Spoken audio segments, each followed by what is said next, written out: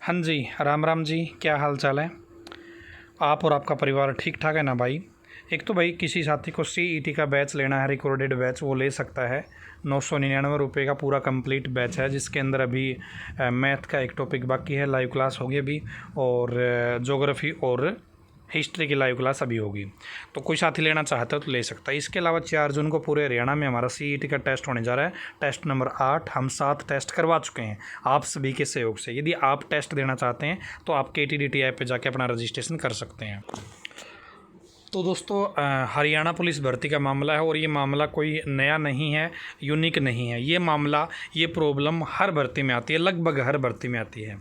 इसकी वजह से दोस्तों गरीब घर के बच्चों को भी भर्ती पे कोर्ट केस करना पड़ता है, गरीब घर के बच्चे को भी लूटना पड़ता है। क्यों लूटना पड़ता है दोस्तों? HSSC बहुत बार क्या करती है, जो आंसर की है उसको सही नहीं बताती।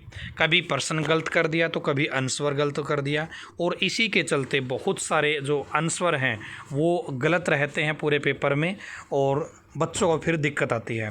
कुछ बच्चे जो ऐसे हैं जो एक एक नंबर से रहते हैं, पॉइंटों से रहते हैं, तो उनके लिए वो क्वेश्चन इम्पोर्टेंट या महत्वपूर्ण रोल अदा करते हैं, जो HSSC गलत मान लेती है या हरियाणा सरकार उसको गलत मान लेती है, और लेकिन वो वास्तव में ठीक होना चाहिए था, लेकिन वो नहीं करती। फिर क्या करते हैं, इन गरीब बच्चों को कोर्ट केस कराना पड़ता है, और वहाँ पे अपने पैसे लुटाने पड़ते हैं, और वहाँ पर 2 साल 3 साल केस लड़ना पड़ता है।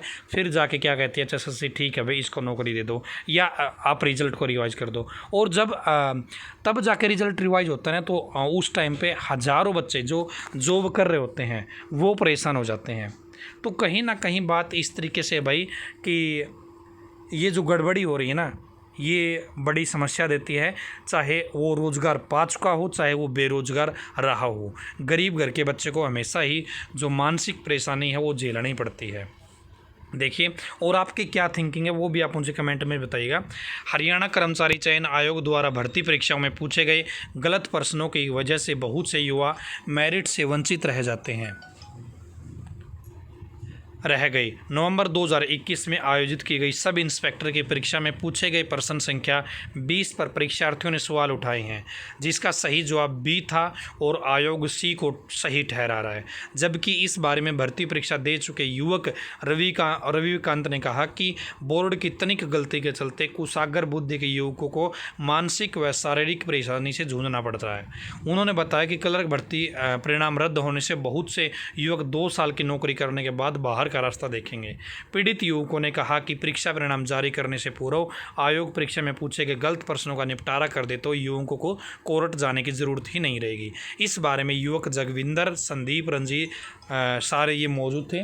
तो ये मामला है भाई SI की भर्ती का, और ये सिर्फ SI की भर्ती का मामला नहीं है, ये तो SI की भर्ती की खबर अब आई है, तो अब आपके पास वीडियो आ रही है। ये मामला हर भर्ती में होता है, और HSSC यदि ये ऑब्जेक्शन जो लगाए जाते हैं इनको क्लियर कर ले सही टाइम पर, और फाइनल रिजल्ट आने से पहले रिजल्ट निकाल दे और आंसर की जारी कर दे, रिजल्ट निकाल दे नहीं, फाइनल रिजल्ट से पहले आंसर की बता दे कि भाई ये अब फाइनल आंसर की है, तो बहुत सारे जो केस युवाओं को करने पड़ते हैं वो होने बंद हो जाएंगे, और भर्तियाँ लटकनी बंद हो जाएगी, और जो युवा परेशान होते हैं वो भी बंद हो जाएंगे, है ना।